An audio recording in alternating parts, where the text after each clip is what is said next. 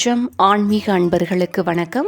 புதன் உருவாக்கிய விபரீத வக்ர பெயர்ச்சி ஜாக்பாட் எந்த ராசிக்கு?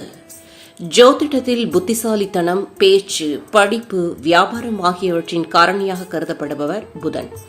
இவர் தனது பெயர்ச்சியை மற்ற கிரகங்களை விட மிகவும் குறுகிய காலத்தில் செய்து முடிப்பார்.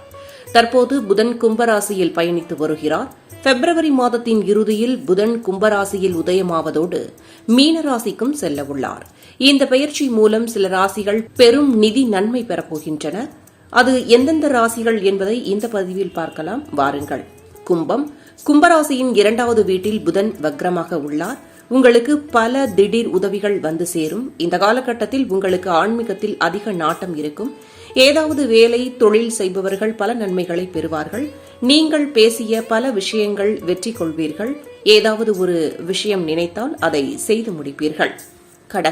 கடகராசியின் 9வது வீட்டில் புதன் வக்ரமாக உள்ளார். உங்களுக்கு அதிர்ஷ்டத்தின் முழு ஆதரவு கிடைக்கும். சொந்த ஊர் விட்டு வெளியூர் செல்வீர்கள். தொழில் ரீதியாக பயணங்களை மேற்கொள்ள வேண்டியிருக்கும். இந்த பயணம் நல்ல நிதி ஆதாயங்களை தரும். வீட்டில் சுப நிகழ்ச்சிகள் நடைபெறலாம். ரிஷபராசியின் 11வது வீட்டில் புதன் வக்ரமாகி உள்ளார்.